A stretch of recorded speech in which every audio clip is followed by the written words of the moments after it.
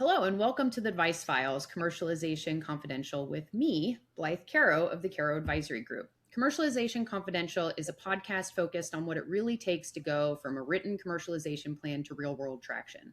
We're talking real stories, real challenges, and the top 5 takeaways you can actually use from CEOs and commercial leaders who have experienced launching medical devices, wearables, and therapeutics firsthand. So today we're going to be talking to Jess Richter, founder and CEO of Richter Advisory Collective. Jess and I have a lot in common. We've both spent decades helping other technologies from FDA clearance to the market, and we both now run agencies to help drive MedTech companies to market by pulling together the right experts and aligning strategy and execution. Where we differ is how we built up our experience. I'm a nerdy BME who then became a product strategist, which if you're from the old school medical device world is upstream, and just started by supporting sales supporting the sales side of bringing medical technologies to market across hospitals, surgery centers, physician practices, and integrated delivery networks in the downstream capacity. But that's where we started. Now that we're both seasoned execs, we've met up at the strategic level that looks out over the entire product portfolio and lifecycle. Blythe, thank you for having me. I'm really excited to be having this conversation with you today. Just as an overview, I've been in the MedTech space 20 years. As you noted, the first 10 years was really commercializing medical devices with companies that have since been acquired, but have been part of Becton Dickinson, Medtronic, Given Imaging, Covidian. And then the second decade of my career was all spent, as you noted, upstream. So in regulatory, quality, clinical, commercial strategy, market access. And so one of the things that I think I bring to the table is really a commercial lens. If you're not starting with the end in mind with commercial, you can get that clearance or get that approval only to realize there were critical claims or critical evidence gaps that prevent you from really having traction in the marketplace.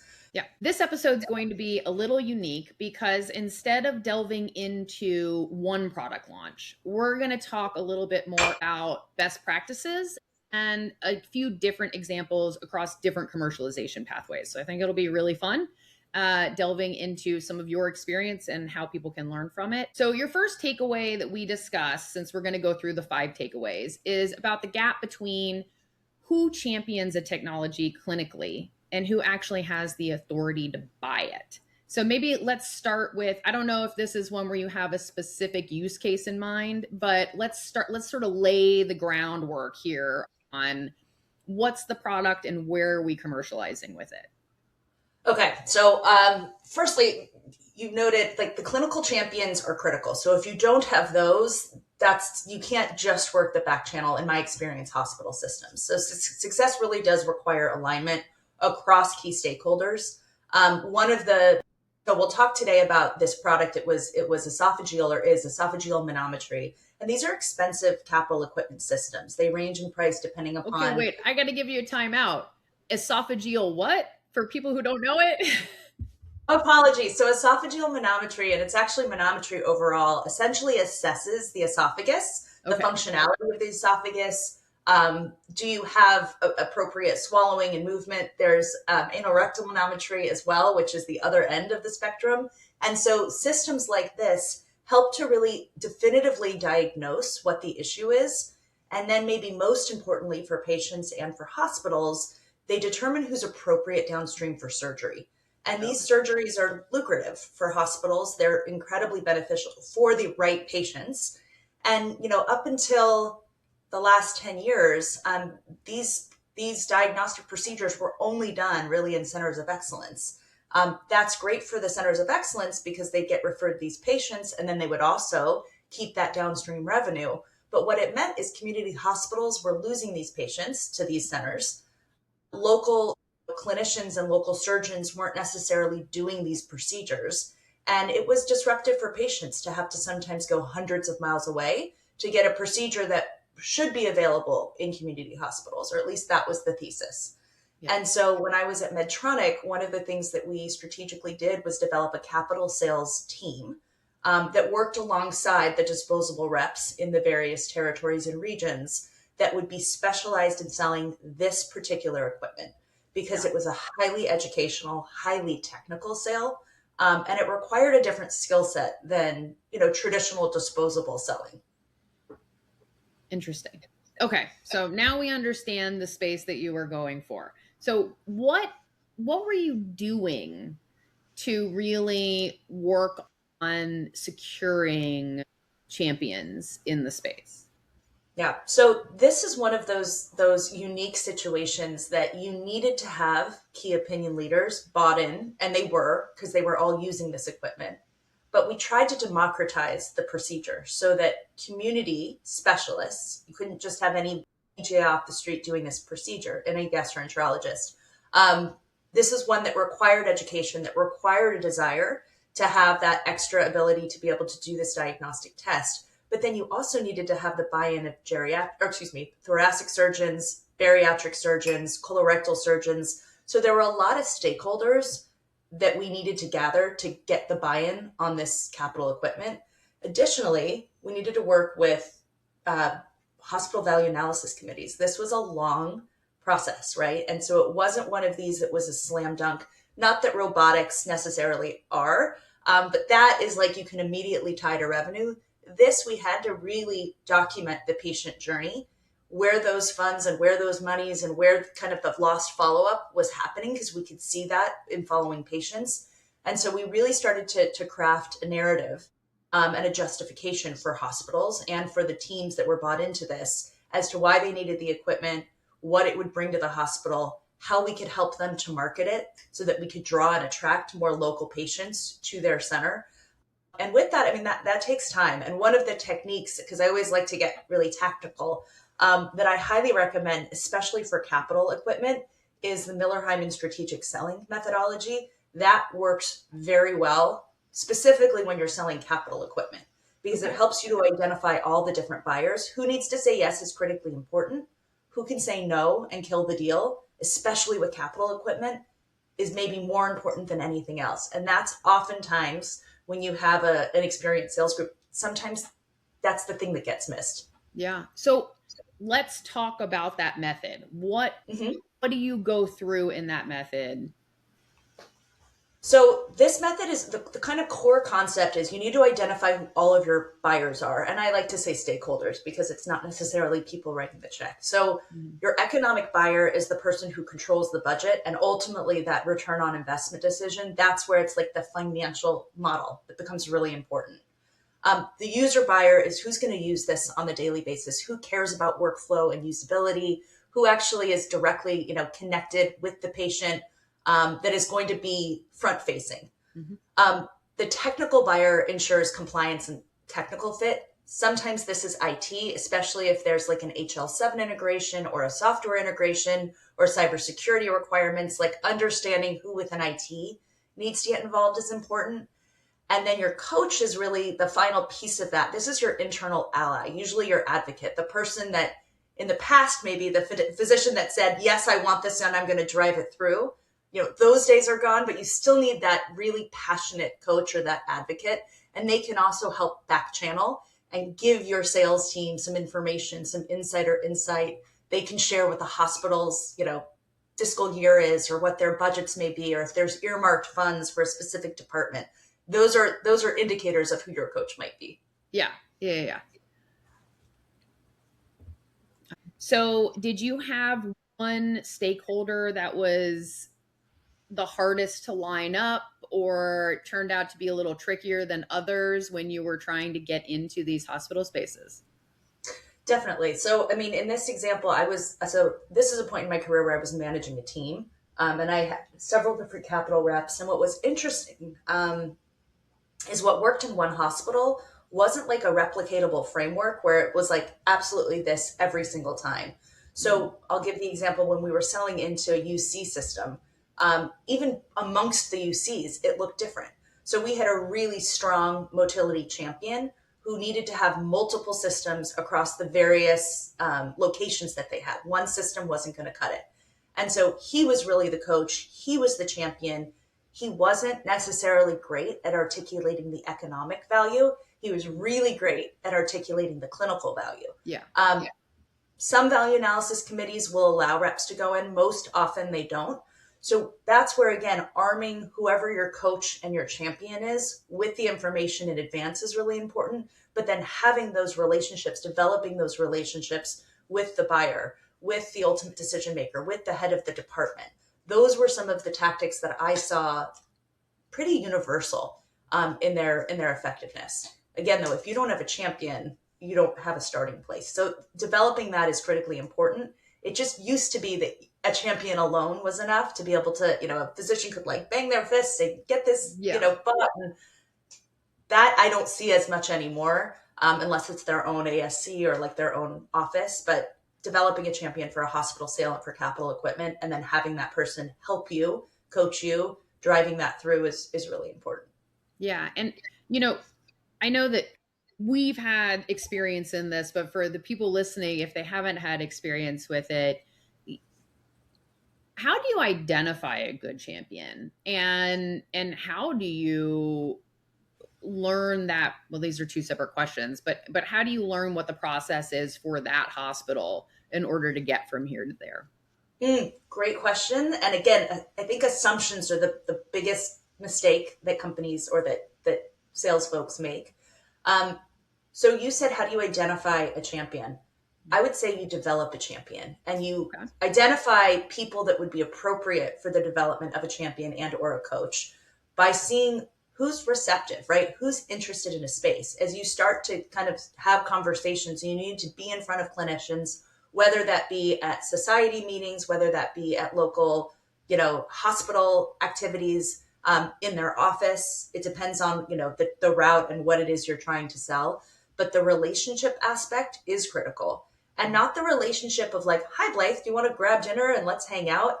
That's helpful, but it's really, where can you as a sales team bring value clinically to the physician? Where can you provide information on updates with the latest guidelines or the latest procedural techniques or, evolving thinking on a specific topic? Like, that's where I have seen clinicians respect and value the presence and input of reps versus those that are just there to hang out and build relationships for relationship's sake. Yeah. So I say that because I think that's really critically important, that reps are driving clinical value with their presence and with their selling and kind of approach or technique. Mm-hmm. Then it's who's interested, who has actually responded. How do you bring value to that practice? There's lots of different data that's available within a physician practice as far as potential patients. Are they giving you access to that? Are they giving you access to their time? Are you being thoughtful with their time? Are they responsive to your email follow-ups? Are they responsive when they see you in person? Do they attend, events that you send them to participate? These are indicators of who might be interested and who might be good champions. The other piece is if it's a key opinion leader, right? Those relationships take a little bit longer to establish, but oftentimes they are going to be the ones that lean in more when it comes to new and really innovative technologies. So those are good places to look.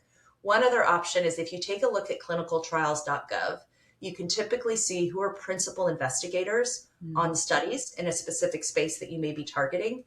Typically, those people are good targets as far as champions because they're engaged in clinical research. They're engaged in new technology. Yeah. They tend to lean in again to more new approaches. Yeah. A lot of times when we're trying to figure out the economics around the sales model and what we need to charge for the product, the amount of time the sales rep has to spend courting these folks is important. Have you seen any trends on the number of touch points and how much time and effort it takes to get to that point where someone can be a champion? Yeah. I mean, again, it depends on what it is you're trying to sell. For capital equipment, it's not always an N equals 10 visits equals the champion, the champion mentality.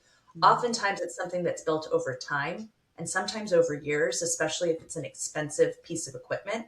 If you're talking about a disposable or something where you're really demonstrating ROI, the number of touches needed to result in a sale or result in increased utilization can be much lower. But frequency matters. So we can get more specific because I know that's going to be more helpful for the audience as they think through things. But I would say the longer the sales cycle of whatever the purchase is, typically the more upfront touch points, right. But relationship. how does a team, I guess, obviously we're talking about switching from a written plan to the real world, but it's to help people while they're preparing, right? How do people determine and map out the sales cycle and how long that might be? Are there some good, rules of thumb around that? Definitely. So let's focus on how do you want to do it? Do you want to focus on capital equipment, or do you want to focus on disposable or in office environments? I know it can be so different for each of them. I think, just let's pick one. Principle. Let's pick the one you were already talking about as an example, and we'll just stick in that lane for right now.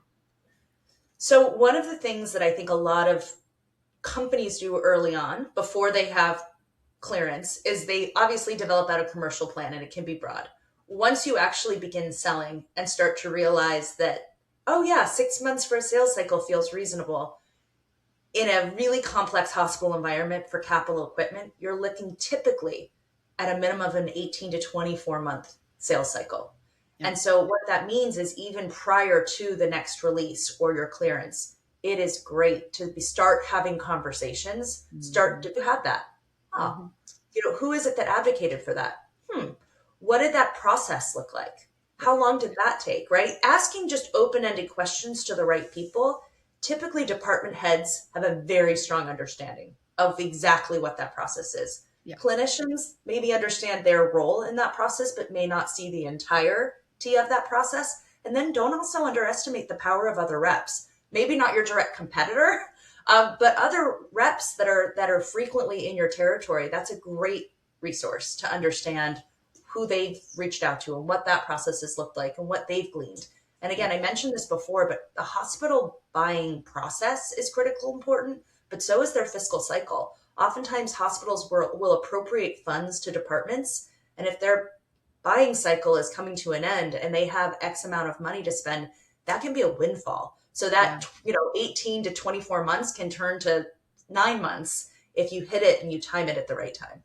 Yeah, that's a good point. So the next one we have here is on workflow fit matters as much as the clinical benefit. And I know that's something that I try to stress a lot with people is, do you understand how this fits into the workflow? And I know you have a specific example around this. So I would love to hear a little bit more about that.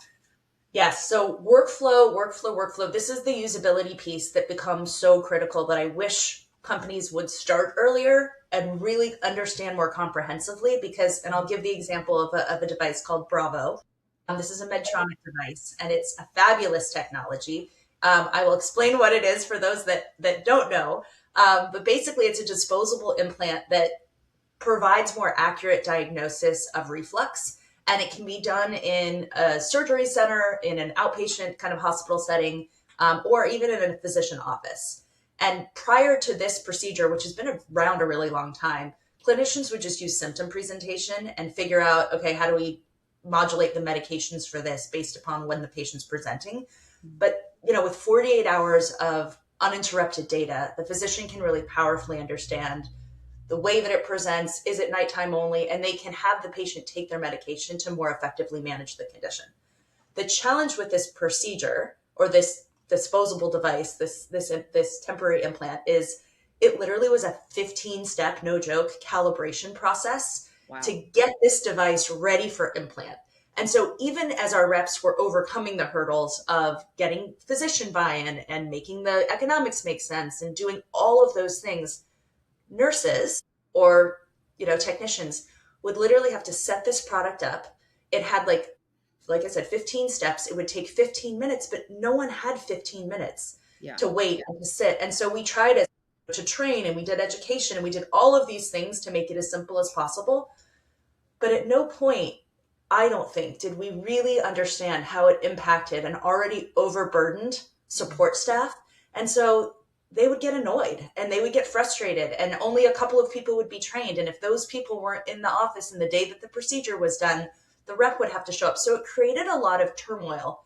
And it made the clinicians not really want to do this procedure because it was just not worth it to get their staff so frustrated. So this feedback was directly given time and time again. Ultimately, the company did a redesign of the product. They now have calibration free Bravo, Hey. and it completely changed the game Yeah. because you took that limiting factor of workflow off the table. Mm-hmm. Now there was benefit, there was clear economic value because the physician could get reimbursed. They got great data. It was a simple simple outpatient procedure that they could do in their ASC. It was something additive that they could do on top of procedures they were already doing. So the economics all made sense, the patient value all made sense, and now the workflow makes sense. And so with that, it dramatically impacted the adoption. And so there's a lot of lessons learned there. But when it comes to a product, I think companies have to be willing to adapt. And had they done some earlier user identification around that calibration process and listened and it wasn't easy to do calibration free. I understand the limitation, but that was a huge barrier to adoption.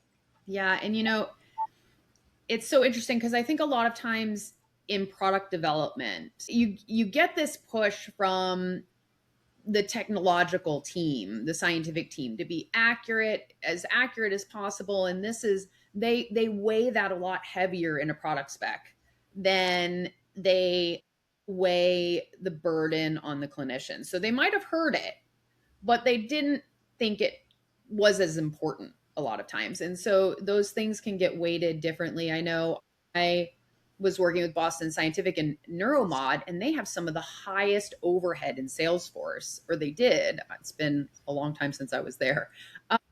But it was because they had to have the rep in to program the product in every surgery.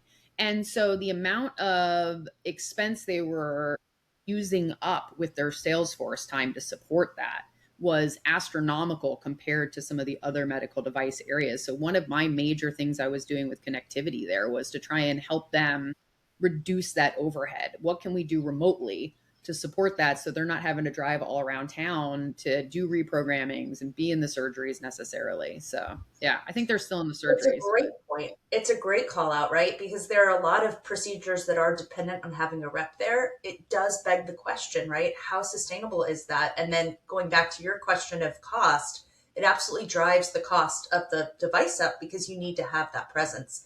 Yeah. The other thing that came up, and this kind of goes back to more of that user identification and the technical piece, that Bravo, in addition to the calibration thing, the handle was huge.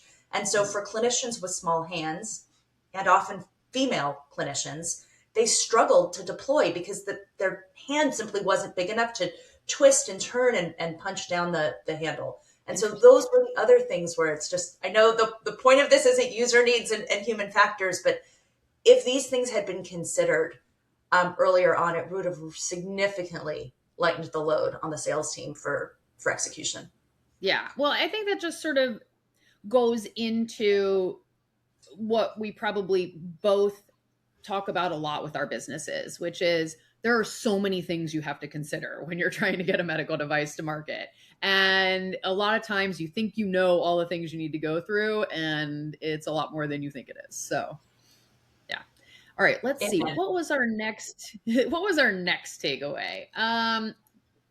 So our next takeaway is, I'm going to read it: selecting early adoption sites for learning velocity and not prestige. And I think I'll let you talk to it, obviously, but a lot of people don't realize they get their 510K and they think they've checked the major box, right? But there's a long path after that to be testing things out and piloting and then doing a limited launch and then a full launch. And if you're not doing that, you're probably doing it wrong. So, those early adoption sites are very, very important. So I'll let you dive into and set the stage on this case study. Perfect. Yeah. And Blythe, you said something that I want to emphasize again: limited market release. So this answer is specifically designed for startups. So for companies that are launching a first technology, that are going out into the field with a brand new sales force, without the relationships, without an entire portfolio of technology. This is where you really want to identify, you may have an inclination that I want to go after Mayo Clinic or Cleveland Clinic, or I want to get an entire hospital network. And that's ambitious and wonderful, and keep those goals. Find friendly, motivated users that can give you tight feedback loops and enable your team, your sales team, to refine messages and refine training and refine workflow integration and reliability before you scale into larger systems. Because I promise what will happen, and I can share a de-identified example of this, your product will not work perfectly. Right? Even though you have tested it, and even though you have high ambitions, and even though it has satisfied all of the performance testing and clinical testing requirements in the hands of users that are not under the immediate supervision of your team every time, people are going to do funky things, and the product may not work exactly as you've intended it. And so if you can learn those things really early on, with friendly people that are absolutely, adopters of early technology and on board with those learnings, then you're going to have a much, much easier time adapting, adjusting and creating a sales plan that's actually going to land you to scale in larger systems. So there's a client that is a phenomenal technology. It's a bladder function test, which incorporates both disposable sensors and software for interpretation. And urologists have been getting kind of limited data with current modalities. And this test provides a much kind of more patient-friendly, data-driven approach that provides more accurate insights without a lot of the discomfort of some of the traditional testing. So there's a huge unmet need. It's a phenomenal product. And they decided to go direct. So they hired a dedicated sales force. They have reps that have strong experience in urology. They have relationships with hospitals and offices and KOLs, also pretty experienced in educational selling. Many of them came from premier, large multinational MedTech, so they understand complex environments. And this company smartly chose a limited market release approach so that they could learn, land, and expand. So they selected 10 sites target that they were going after. Not all of these sites were just a single office. Some of them were part of larger institutions, but they knew they had a super friendly physician there.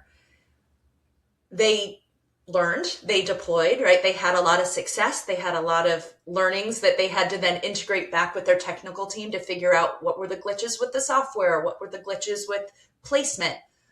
One of the things that we reflected on in our work together that they could have done better or differently is had a more direct conversation with the sales team, that the intention behind this limited market release isn't only that we're selecting these 10 sites and why, but that we are not expecting the product to have reliability issues, which it didn't. We are expecting to learn.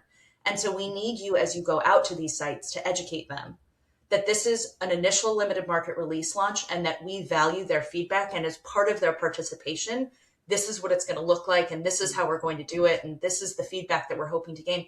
Had they structured it that way, the little snafus along the way wouldn't have felt as challenging to their sales team as it did. And ultimately, the company has recovered. They have expanded that limited market release. They're now, I think, up to 25 sites. And they have tremendous support from the champions early on. But there were some hard-fought months there, right, where the sales team had doubts, or it wasn't appropriately positioned, or they had some concerns about just the different whack-a-mole things that come up. And again, they were able to overcome that. They are now kind of expanding that commercial effort. But had they not paused to learn in that limited market release setting, you can only imagine, right? You don't ever get a second chance to make a first impression, especially with some of these larger these larger organizations and hospital systems. They now can go in more confidently knowing what they know. Yeah. Oh, yeah, that makes sense. So we're talking about the importance of limited launches, basically piloting. Do you have any best practices on what KPIs you're tracking and how you set up the pilot, explaining it, when you check in, how often you check in? Absolutely. So some key performance indicators for pilots. Firstly, it's identifying the right sites, right? Places where maybe you've already done some clinical investigations, or where you have champions, or places where you can learn safely with a supportive environment. Then KPIs would be looking at, can the rep be there for every procedure realistically for the first 10 procedures or 20 procedures or 5 procedures, depending upon the complexity? Do you have access access would be a key decision maker more than a KPI. When the rep isn't there, is there interest, right? Are you seeing kind of volume? Because one of the key things that I look at, especially with limited market release, is what are they doing when the rep isn't there, right? Ideally, you want them trained no matter what, but you should be looking for velocity. You should see an increase in spike, and you should be targeting places that have a high enough volume so that it's not one procedure every other week, right? They need to have a volume, depending again on what the procedure is or what the indication is. But ideally, it's a place where you can really park yourself, be there to support the procedure, be there to learn and listen to the staff, and then be constantly closed looping that back to the organization so that that reps learnings goes all the way centrally. And then if you have 10 reps or however many limited market releases, you're constantly iterating and bringing the sales team together to understand that feedback in that first 3 to 6 months. Mm-hmm. And is it okay to be using the sales team to bring back that feedback, or do you need more of a coordinator or something that's going to go in and take specific times to reach out to the clinicians or whoever is using it? And or do you set up specific forms? I mean, like, what do you do in that part of the process? Yeah, so it depends. I think it's always helpful to have a technical person, not present for every case, but present at least once in each limited market target. So let's just say 10 is typically a good number to start because it's manageable depending on how many reps you have. I think it's important that you have leadership present at least once in all of these sites to demonstrate the care and commitment. Important to have a clinical or technical person present, again, at least once in these sites to have conversations. And then if your reps are educational and technical in training and nature, which ideally is who we are targeting to come and bring that value, they should be able to extract the information. You can have single forms where you sort of have an overview of kind of what the procedural notes were, and you can collate that and have that centralized. You want to be careful. Obviously, you want to protect patient health information. You don't want to violate HIPAA and do any of those things, but general procedure observations and information, that's super helpful. It's also really helpful if you have a form to see, you've got John in, Minnesota doing it this way, and you have Jane in San Francisco doing it this way. And you can start to also triangulate on best practices if you are capturing that. Sales reps can be incredibly helpful, but sometimes unreliable narrators if they are left kind of in the Wild West to like their own description. So a form can be really helpful to make sure that you're consistently capturing the KPIs or the, leading indicators that you want to see. But then that's not sustainable forever. So that would just be a limited market release, typical approach that I would take. Yeah. Okay, great. Curious if you've seen or if you would deploy differently. No, I mean, I think that's pretty standard. It does depend on what you're deploying, right? Like we're talking about something being used surgically for the most part. And so, sometimes you don't have a rep there all the time.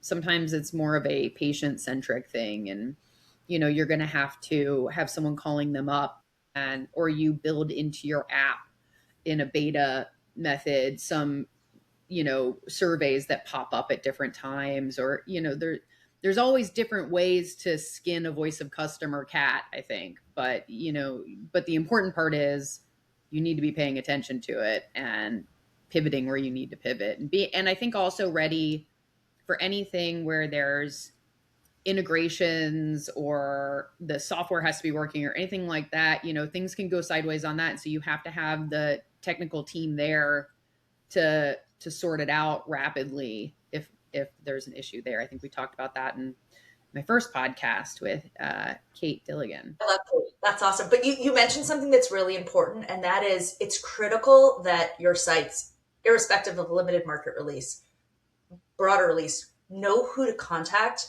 not only when there's a problem, but when they have a question. Because sometimes it's not the rep. Sometimes if it's a software piece, right, the rep will try to work through it, maybe patch in a technical person. But you want to make that as easy as possible. And that's a big part of the training because if hospitals or facilities or if clinicians feel supported, they're far more willing to pick up that device when the rep isn't there. Oh, yeah. And I remember back in the day as a product manager, you were on full alert during limited launch to, they would call with something and you hadn't thought to put it in the IFU or something. So you're literally running down the hall to the technical team to say, who can answer this question? We've got someone on with the rep right now, and you're just like hauling butt down the hall. So no, that definitely, It that feels like happened. a hotline. To that point, though, and I really encourage smaller teams to think about this. I love getting technical people. I know it's an investment, but I think it's an important one into the field with salespeople. Conversely, I think it's so important to get the salespeople to follow a product from kind of development all the way through the line so that they can also understand the complexity of the R&D and the design and the quality and all the pieces that go into making a device. Because I think if we create empathy on both sides of understanding how hard it is to be front facing with the customer or the patient when there's a problem, and then conversely, how complex and incredibly nuanced these devices are, it creates an us and a we versus a, commercial versus technical. Oh yeah. And I think a lot of times the product manager ends up like smack in the middle of that, right? Because their job is to sort of bring it all together, and they're constantly hearing complaints on either side. It's their fault. It's nobody's fault. It's just a disconnect. So, and I find when you have that disconnect, 9 times out of 10, it's the training, right? Like it's just additional education because the product should, in theory, work as intended. And so if something's not functioning, more often than not, there's someone doing something funky and there's no malintent. It's just in the midst of workflow, it can be confusing to remember 6 weeks ago what that rep said to do with this sensor or with this tip or, with this insertion. Yeah. And we're playing a game of telegraph too, right? Like you have the technical people who designed it to work a certain way, and then you're writing an IFU and you're training the sales reps on the IFU, but sometimes they don't fully understand all of the stuff that went into it. And so by the time it gets to the clinician using it, there's sort of line loss, as my father in energy would say, that you just unintentionally didn't explain what that, we do this in corporate all the time, forget to explain an acronym or, something like that, because we think we're all having the same talk and we understand the same language. Okay. So next takeaway that we were discussing, I believe, was partnerships with advocacy groups. Can you walk us through why, when, how? Yeah, so this one is actually one that came later in my career and is a tremendous surprise. One of the things that FDA has started to focus on more is the voice of the patient. And that is incorporated more and more into regulatory decisions, into pre-subs. In fact, a lot of the gastric balloon products were approved based primarily on kind of patient desire, even though they missed some of their endpoints. So I raise this because depending again, it depends on like what are you doing and what's the specialty and what's the space and what's the condition. But if there is a direct tie to your device and or procedure and or diagnostic solution that ties to an area of focus for patient advocacy, I cannot emphasize the value of this. So we had a product that helped to more appropriately diagnose and also be able to determine the specific medications that would be appropriate for pancreatic cancer. Right. And the advocacy group PanCan, as everyone knows, or as most people know, pancreatic cancer can be a death sentence for many. Mm-hmm. It's really about extending patients' time, and a big part of that is finding appropriate treatments that enable them to have a higher quality of life for the duration that they have. And so we had found tremendous support in working with PanCan, and that's the Pancreatic Cancer Action Network, and families there to really advocate the criticality of getting tissue samples. And while it wasn't curative, in many instances, it didn't, make the disease go away. It gave patients what they were really striving for, which is quality of life. Yeah. And so those were areas where patients would then be informed about kind of the value of this through the work that we did with PanCan, and would come to their clinicians asking and seeking and finding out more details. We also connected PanCan with clinicians that were readily using these diagnostic tools and these techniques. And so they could also help to drive referrals appropriately to these clinicians that were adopters. That was a game changer for us. And we didn't really appreciate the criticality of partnering directly with patient advocacy groups. I hadn't seen that work as well until then. And it doesn't work in every setting. So none of these are like silver bullets. But if you have a technology that can lend itself, it certainly can help spread awareness. Yeah. And you see that in certain disease states, right? If they feel like they're underrepresented, or, I think pain management is one where people are pretty passionate about it. When you say using sounds horrible, but how do you use the advocates, and how do they actually help push the ball forward? Are they in chat groups? Are you helping schedule, can we bring them in to talk to the hospital? Like, exactly how do you deploy this useful group? So we did it through kind of lots of different techniques. So anytime there was an event, we would have a table, and we would show up and we would have some fun merch. And it was always like it was a walk or a run or a something usually fairly active. So that was some grassroots that we were able to do around the country fairly easily and fairly inexpensively. We definitely did roundtables. So they would often have webinars, or they would have kind of support groups, and we would come. Sometimes we would have a clinician that we'd be. So the goal wasn't to talk about the product. The goal was to talk about what it meant and how it impacted the patient. And then to have, clinical experts come and share that and share examples and case studies and case reports. That was another way. And then typically each of these patient advocacy groups, they have champions within each of their geographies. And so it was working closely with their champions to provide them with information, to provide them with tools, and to provide them with resources. And oftentimes it would be in connection with centers of excellence that we created, that were deploying the technology. So there were a lot of different ways that we approached it. Some grassroots direct to patient, again, with those local events, but then more frequently it was at the higher level. And then we also had sponsorship of the organization itself. So our name and our information was on their website. Great. Yeah, that sounds good. What I want to get to sort of, it's great to involve yourself and build that connection, that awareness. But when it comes to actually helping you get to revenue, how does that translate? Are they going in and speaking with patients who are on the fence about using your product? Are they helping you unlock reimbursement, or how does that champion then help drive sales, if you will? Or is it just very disconnected? It's not disconnected. It can be bottom up and top down. So the thing, when you think about commercial and you think about traction, there's not one lever to pull. You have to open channels for referrals so that you have a pipeline of patients coming down. And then you also need physicians that are able and motivated to do the procedure on the appropriate patients. And then you need hospitals or offices or ASCs, wherever, that understand the mechanism of how this not only benefits patients, but drives revenue.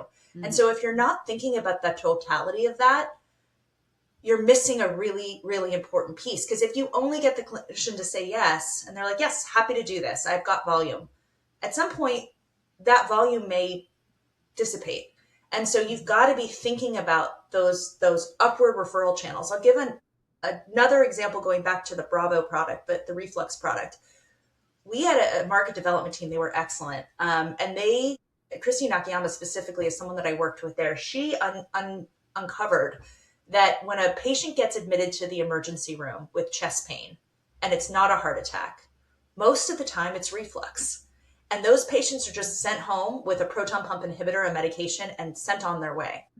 She developed a technique that we deployed, whereupon we would go to these emergency rooms and we would inform them about these tests that were available, that they could then refer to a gastroenterologist to confirm whether the patient was indeed experiencing GERD or reflux. And then it was a much different patient journey than just getting them out of the ER, and then having them potentially come back without a diagnosis. So that's creative thinking upstream, where how can I get referrals flowing for the procedure to the clinician champions that I've worked so hard to develop? And patient advocacy groups are a great additional channel. You just have to keep going back to kind of where we started, is what is the workflow, but what is the clinical patient flow? Even more upstream, even more upstream, even more upstream, because if you can capture that, it may be a longer tail to revenue, but it's going to be a more sustainable approach to really driving the appropriate patient for that procedure. Yeah. Yeah. And I don't mean it to sound at all like I'm poo-pooing this takeaway. I definitely agree with No. it. Just want to drill down on some of the details. And I think, a lot of much larger medical device companies have been able to help widen the top of the patient funnel this way. And they'll build communities and websites around a disease state, or engage with different things, and just being able to build that awareness. We all know the story about restless leg syndrome commercials. When you're a startup and you're trying to figure out where to spend your marketing spend, and you have this opportunity to sort of help build the funnel up top, as a startup, is that a place to be spending your money, and how much effort should you be putting there using your budget?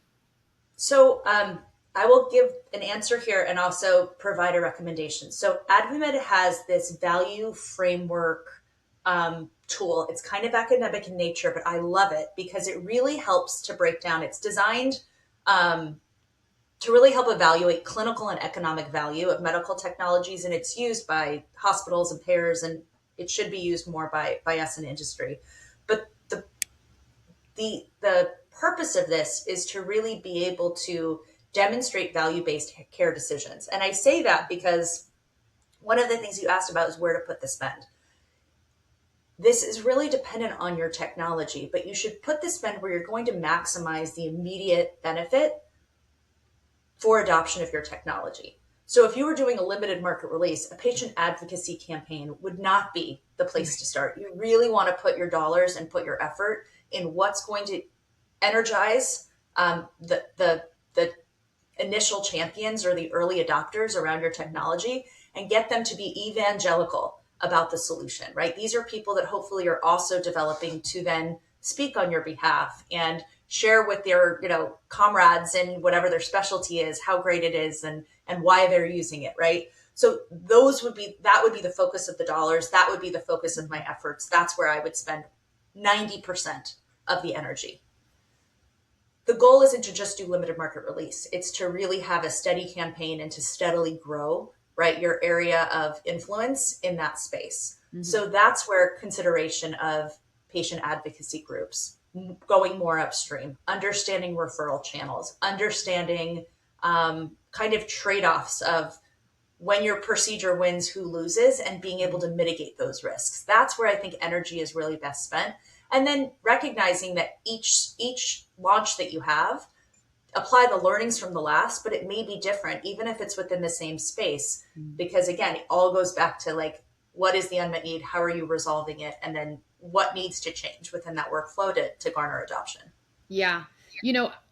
I was just listening to your response, and it made me realize that when I was CEO of a startup, we actually spent a lot of time engaging those type of organizations well before we even got FDA clearance, right? So, if you're a startup and we had a treatment for PTSD, right? So we would be going to all sorts of events that were around PTSD or veterans or first responders or whatever.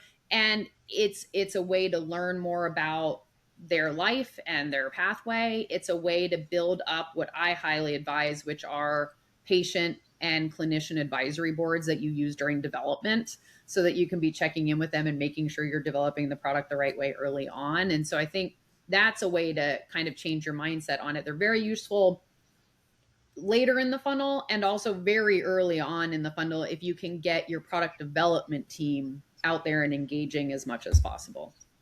I love that you raised that, Blythe. And I think that's the critical piece. And you articulated it better than I, with like voice of the patient with FDA, voice of the patient with the team.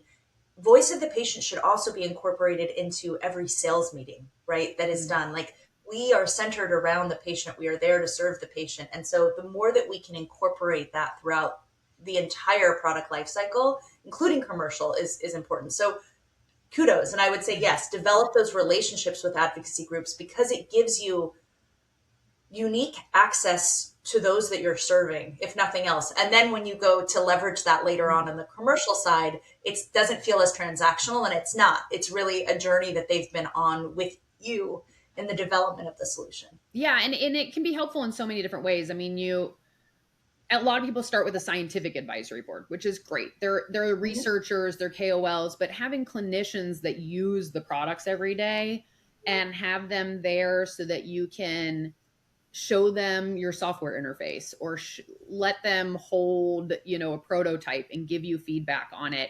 And those people really, it's a great way to get the feedback. And it also helps build champions when you move forward. It could be a great way to identify those early pilot sites because you've been building those relationships first. For sure. And everyone has potential to be a champion. I would say, especially the naysayers, because they're the ones that are going to be your harshest critic. And when they flip, they become your biggest advocate, because they're a loud voice in the room. So the naysayers, don't shy away from, maybe not for limited market release, but those are people that you really do ultimately want in your camp, and you want to be listening to that feedback. Yes. And that can be a bias that you accidentally end up with in your early clinician advisory boards and stuff, because the naysayers don't want to stick around.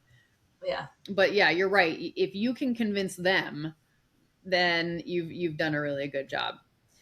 Okay, let's get to this last one, because I know we're going over time. I'll have to cut some of this down maybe. So we had number 5, the right people on the bus and in the right seats. Okay, this is Captain Obvious, but I will just say commercial success really does require aligned and well-trained sales teams. And relationships and the specialty experience matter, but diversity of perspective and training and all of that value-driven selling ultimately is what creates the win. The other thing I would just add is who you have early on, and the best salespeople oftentimes are the ones that get promoted to manager. It can be a mistake. Sometimes people are masterful salespeople and love to sell and should be left to sell.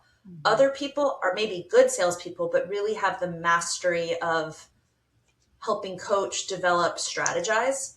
And then again, your commercial leader needs to have the experience selling, because they have to have credibility, but should be looking at the forest through the trees, should be at that higher level, really understanding the various levers to pull, and should be absolutely execution focused, because results matter, but need to be thinking about all of these different techniques that you can use to enable your sales team to be successful. And I want to highlight that, because oftentimes I see the most successful salespeople promoted to manager, and they struggle and they're unhappy, and they can wreak havoc within the sales organization. I have seen things go very sideways with someone who's an excellent sales rep that is all of a sudden your VP of sales.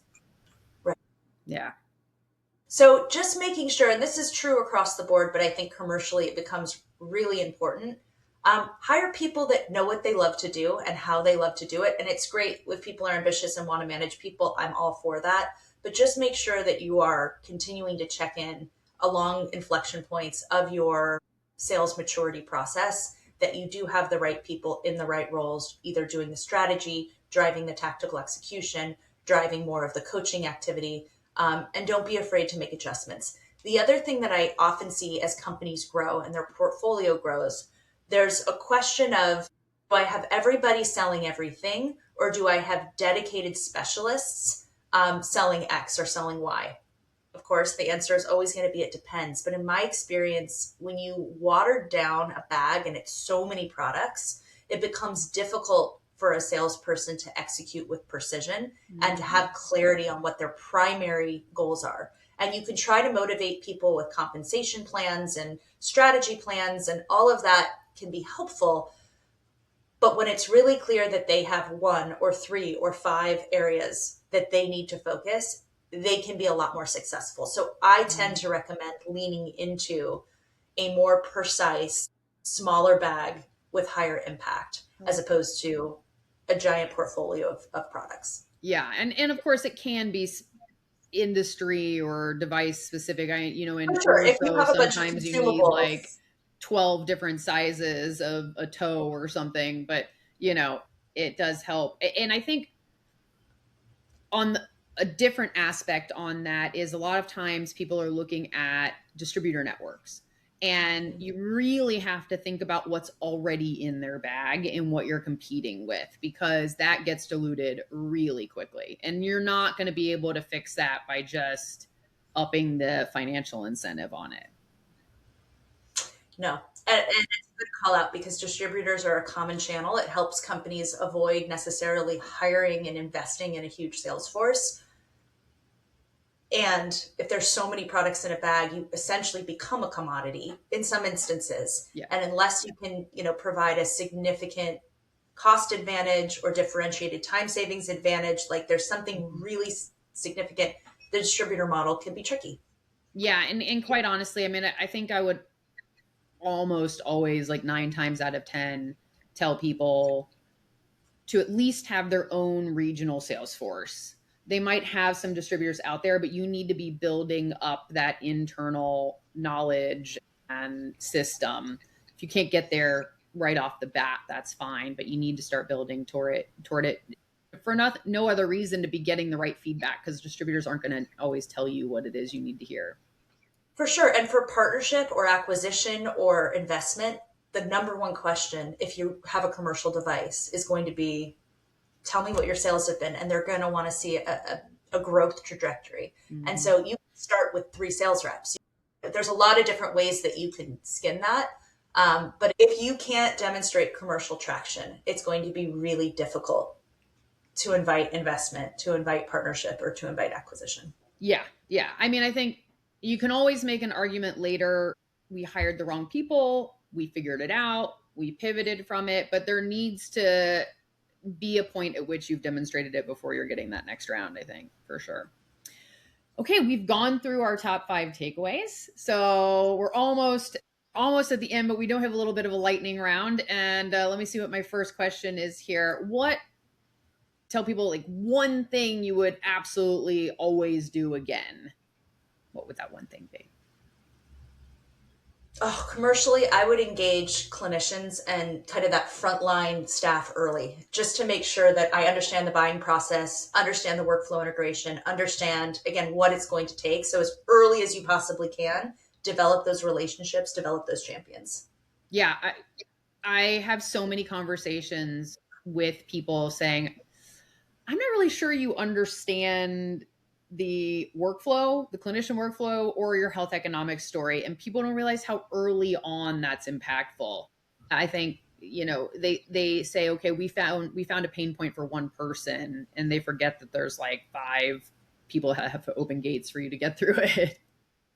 Well, and the value of what's observing, especially when you're building a relationship, to go in and say, hey, we have this product coming. What I would love to do, especially if you have the relationship, I'd love to just sit in and observe a handful of procedures. Yeah. I will not speak. I'll sit in the back. I'd love to understand how it works here at fill in the blank hospital. Mm-hmm. And then to your point, like not to do that with one doctor, to do that with 5 doctors within that facility, if they will grant you that access. Again, right. This is where the relationship. It helps a lot if you already have a sales force in place and you just like go in with the sales force versus it can be a little bit more complicated for sure. Yeah. Okay. And what people tell you and what they actually do are often iterations on that, right? So seeing it yourself can be incredibly helpful. Yeah, for sure. Okay, so we did the one thing you always should do. What is one thing you would never do again? Assume that a physician can single-handedly drive a hospital to purchase. We talked about this. It just doesn't work that way. And so you really do need to be developing the champions all around. One thing also, it's 2 one things. Don't just like white knuckle it and stick to one plan. You've got to stay nimble and adapt your strategy and really lean into what's working and share that and lean out of what's not working, because sometimes you just can't will it to go. Yeah, that's an excellent point. What's your favorite KPI to track? Adoption velocity, especially within qualified target accounts. So if you're not seeing adoption, something is wrong. And that's a really key performance indicator, more than anything else. Okay, so we're talking not only new doctors, but volume of procedures. Correct. And really, you should be seeing both, especially if it's a target account. If you have one physician doing 20 procedures, great. But if you have 5 physicians doing 20 procedures, then it compounds and it's incredibly powerful. And again, that goes back to like what we were talking about with referral volume and all of those pieces. But velocity of adoption is for me the number one indicator. Perfect. Did you have an example of, in one of your cases, a really unexpected growth lever? So KOLs are really important. That's not unexpected, but it's the peer-to-peer physician advocacy driven by early clinical success. I would say that's the biggest one because people absolutely respect KOLs, and they also respect the guy or gal next to them that they've known for 20 years doing the procedure, having this experience. And so when you can curate conversations around what's working and how it's impacting the patient, not only do you create FOMO, but there's a respect often. You got to understand the dynamics, but often amongst clinicians within a community. And so if you can really start to get those conversations happening, that has unlocked unexpected growth and willingness, even when I necessarily or my team wasn't able to get in front of that physician. The influence of another peer can go a very long way. Yeah. When you said it, you made a comment there, and I had already sort of been thinking about it. Sometimes you get a champion in a doctor's office and none of the other doctors like that guy. So it's not super helpful that he's using it. But 9 times out of 10, that's probably not the case. When you have that, is it you're just lucky that he is telling people that this is working for them? Or do you help facilitate that? Like, can I come into your office and have you like bring all the doctors together so you can tell them what we've been doing through your procedures? Or do you do other things to help kind of boost that storytelling and connection on? So this is a bit of the art of selling that isn't in a playbook, but when you go into a physician's office and when you develop relationships, not just with the clinician, but with the staff, you can learn so much about the dynamics of a hospital, right? We're humans at the end of the day. So yes, all of these people are doing incredible life-saving work and they're focused on the patient and we're here for that. You need to understand the dynamics. There could be partners that had a terrible breakup and now they don't speak. Or there could be a 20 physician practice where, the one, she's the ringleader and everybody does as this one clinician does. So definitely need to understand the EQ of things as much as you're understanding, right, the dynamics of the procedure and the workflow and all of that. When you can identify who are influencers in the traditional sense in these facilities, those are key people that you want to target. Now, they can be harder to get to because they tend to be higher volume, they tend to be busier, but I guarantee you, right, there's a positive dynamic. And so when you can develop that relationships, like we did this with a surgeon who was a fabulous and incredibly well-respected surgeon. She didn't have a lot of time, but she did have the respect and influence amongst the other surgeons. So we put together with her just a lunch at her office. It was a community office, so there were about 10 surgeons in total that were in attendance. And lunches are not necessarily the most productive, but what we did is a case study. We did a case example, and we were able to share that. And we invited the other clinicians to talk with her directly about this specific outcome that she had. That was super impressive. Yeah, perfect. I realize I have another question for you, and I know we're like so far over, but I feel like maybe you could answer this. And if you don't like it, then we won't use it. Okay. But if you were recommending to a team that they've got their 510K clearance, they're now building out sales, what are their, not the first 2 hires, like we know you need a head of sales or whatever, but what's your first team look like? Like maybe your first 5 hires. So it's funny you were saying 5. 5 immediately was the number that came to my head. I think it's identifying, right, where your limited market release sites are and then wanting to hire people that are close enough in those geographies. I highly recommend initial hires, people that are seasoned. They don't have to be 20-year veterans. They can have 5 to 10 years of experience, but typically startups don't have the resources or time to set up trainings like for sales 101 training. So you want somebody that has that experience. Ideally, they have sold in that space, so they already have relationships and already have a fundamental understanding of how these systems work.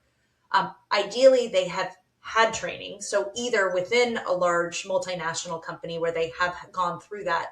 I like to see pharma as a background because they're really regimented, or any kind of B2B sale where they know how to work a plan. So that, again, not near term, but like I'd like to see that in their portfolio or in their background. And then someone who's hungry, who understands the difference of working within a startup, because it's really different if you're working with a 25 or 50-person company versus a 50,000 person company. Yeah. And so some of the luxuries and benefits that they may be accustomed to in a larger company are different in a startup environment. So they've got to be scrappy. They've got to be nimble. They have to be hungry. And then you don't need to have a beer with everyone or love everyone that you hire, but they should have a really strong EQ.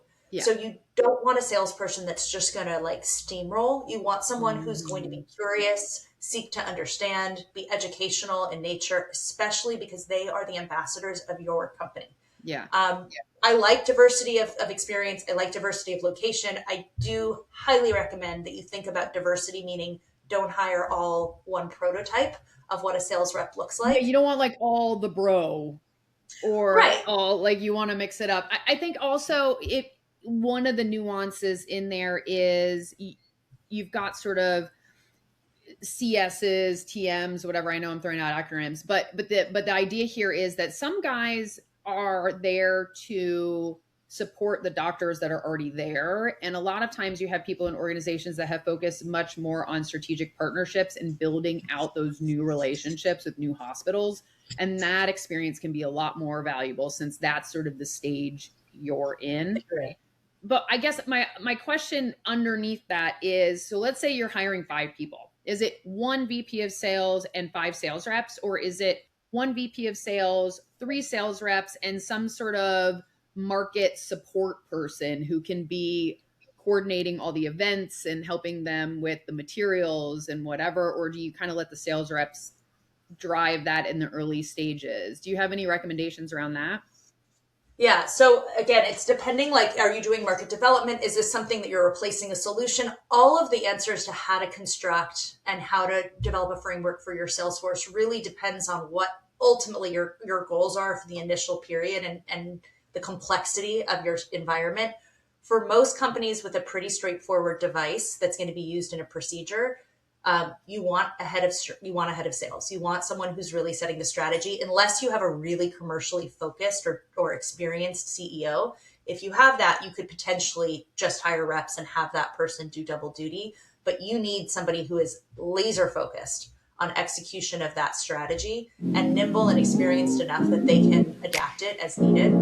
I love reappropriating resources, especially in a startup where people like to wear different hats. If you have a clinical if you have a clinical team that may have been deployed for clinical studies, consider redeploying them, not as salespeople, but as clinical support. If you have a dedicated marketing person, which many startups don't, some do, sometimes that VP of sales can play both, again, depending on their background. But if you have that marketer, that can become a version, right, of your product manager. And they can also potentially support. If you have a really technical person and you're not redesigning aspects of the device, that person can be deployed. So I like early on to be frugal if you need to be, and having people do double duty in supporting sales, but making mission critical the sales component. And then typically I like a head of sales and reps that can deploy, but I want that VP of sales to be able to sell as well and support the team as well as do by doing. Yeah. The CEO should also be out there selling with the team. Yeah. No, that's a very good point. And gosh, I don't know if you have a hard stop in 1 minute, but let's wrap this up.